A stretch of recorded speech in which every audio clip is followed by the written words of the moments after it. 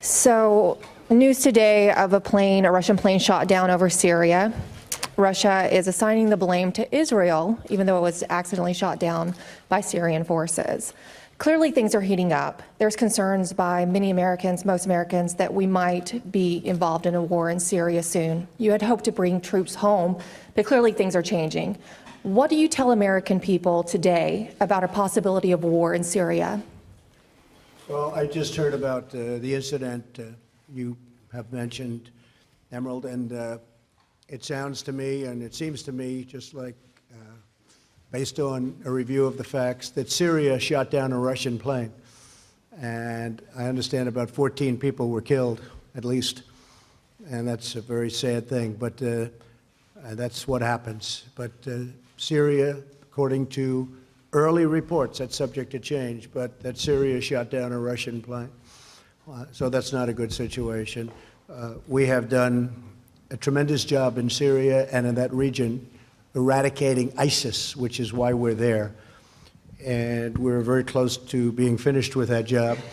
And then we're going to make a determination as to what we're going to do. But we have eradicated ISIS in a very large area of the Middle East. These are people that will not be coming here because they're not around any longer. So we've done, in a very short period of time, our Vice President is here, Mike Pence, our great Secretary of State, who really, thank you very much for the great job you're doing, Mike Pompeo.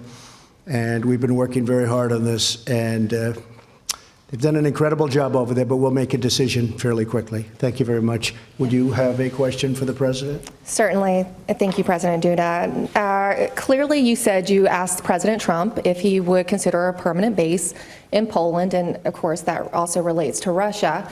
What would you say, how did the President respond to your position to have a permanent base from America in Poland? And then also, do you currently have concerns over the U.S. Russia relationship? Oczywiście. Well, of course, I told Mr. President about all the aspects connected with the permanent presence of the U.S. Armed Forces in Poland. But first and foremost, I assured Mr. President of one thing. First and foremost, ladies and gentlemen, we cannot say that if there are permanent bases of the U.S. Armed Forces in Poland, we will see a deterioration of security, because that will lead to an increased Russian activity and an increased militarization of this part of Europe by Russia. I want to say it clearly, ladies and gentlemen, a very strong militarization of, for instance, Kaliningrad Oblast has taken place for more than 10 years now. It is the reality that we live in today.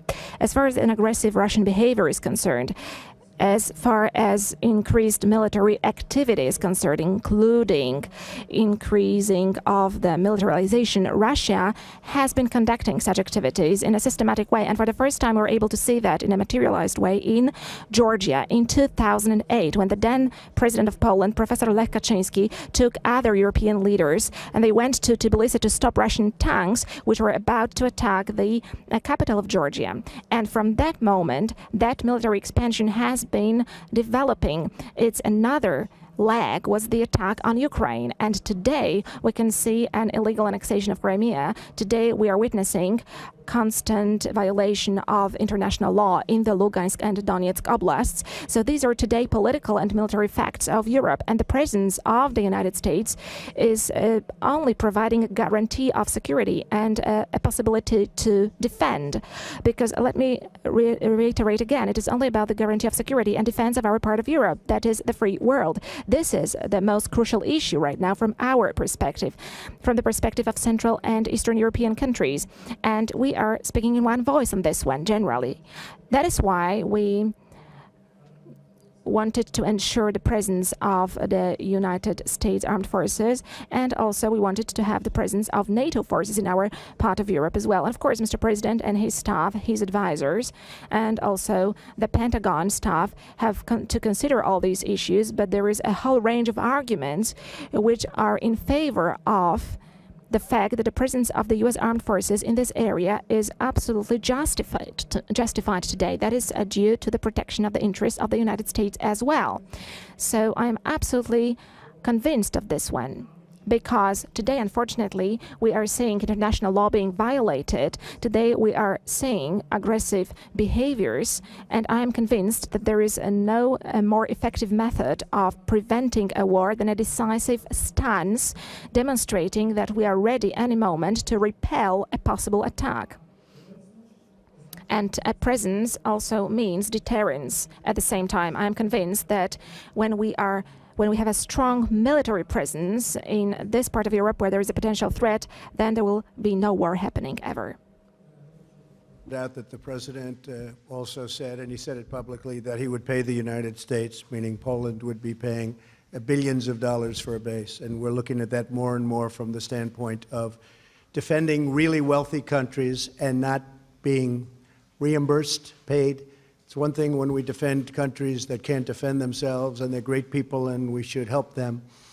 We don't expect anything for that. But when we're defending immensely wealthy countries and they're not paying for the defense to the United States, they're only taking advantage of us. And we are in discussions with numerous countries, all of whom you know, about payment.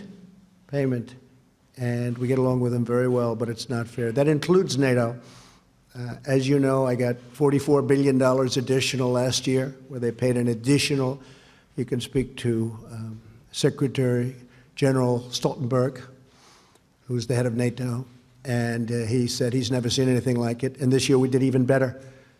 But when a country is very wealthy, and when the United States has been protecting them for many years at tremendous cost like nobody in this room would believe, it's time that they help with, we call it burden sharing, and they will do that. But the president offered us much more than $2 billion to do this, and so we're looking at it. We're looking at it from the standpoint of, number one, military protection for both countries, and also cost, a term you don't hear too often, and you haven't heard too often over the last 25 years, but that's the way it has to be.